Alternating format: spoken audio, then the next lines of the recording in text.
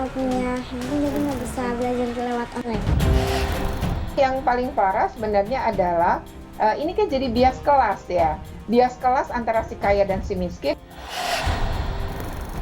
Bos kinerja dan bos afirmasi kita arahkan untuk daerah-daerah yang paling membutuhkan.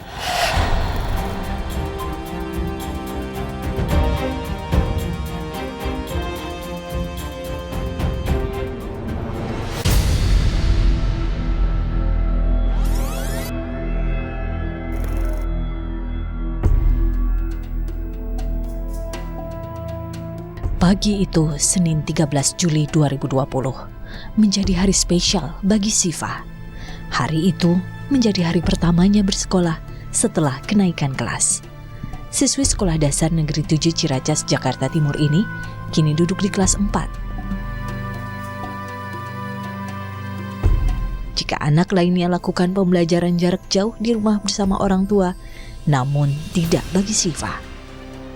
Tinggal bersama nenek dan kakeknya, anak piatu ini harus keluar rumah. Pasalnya, ia, kakek, dan neneknya tidak paham cara belajar secara daring, meski kini Siva diberi hadiah smartphone oleh kerabatnya. Belum lagi soal kuota internet yang tentu saja akan jadi beban baru bagi kakek dan neneknya.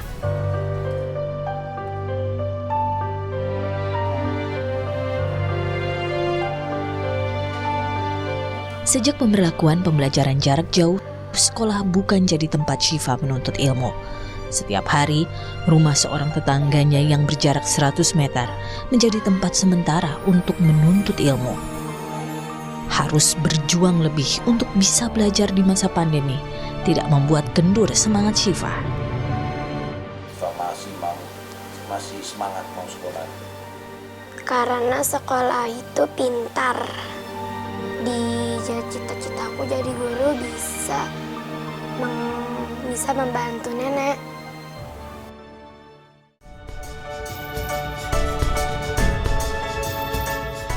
Cerita soal kendala akses pembelajaran jarak jauh tidak hanya dialami Siva, ini juga dialami Ricita.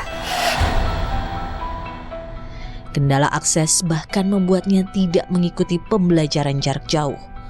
Ini dialami sejak awal pemberlakuannya.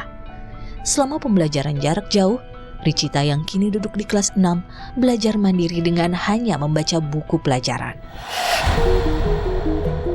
Itu jadi satu-satunya cara agar tetap menimba ilmu karena Ricita yang tinggal bersama sang nenek tidak memiliki smartphone. Sementara orang tua Ricita tidak mampu. Sejak ada belajar online, kalau sebelum belajar online corona ini dia ngikut terus di sekolahan. Nah tapi yang dari HP ini memang nggak ngikutin sama sekali dia, sulit. Iya, karena masih nenek itu kalau khusus beli dia handphone bisa aja kali ya. Cuman kan urusan lainnya ini kan banyak. Kita dapat duit ke sini ke sana kemari kan, susah untuk dikumpulin untuk dia beli handphone.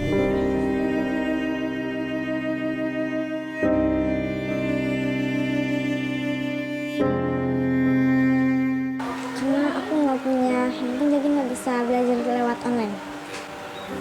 Belajar juga beli buku temanya kayak gini, terus dipelajarin.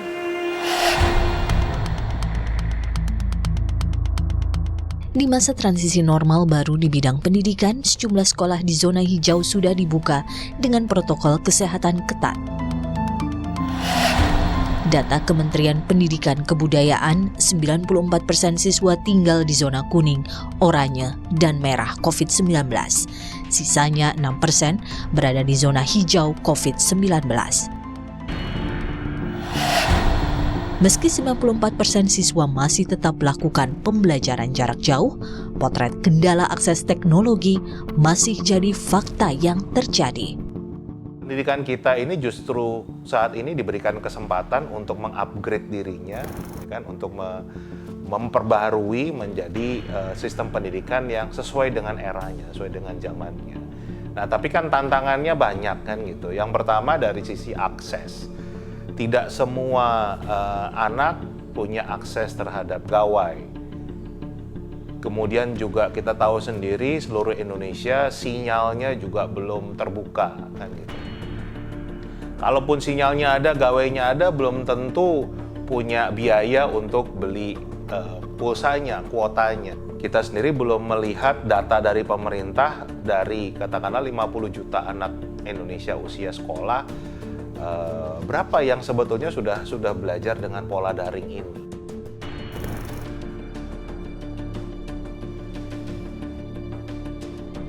Dalam pembelajaran jarak jauh, tidak hanya daring yang digunakan. Cara luar jaringan bisa jadi alternatif, meski juga alami keterbatasan. Nah, saya nggak mungkin sanggup mendatangi satu persatu.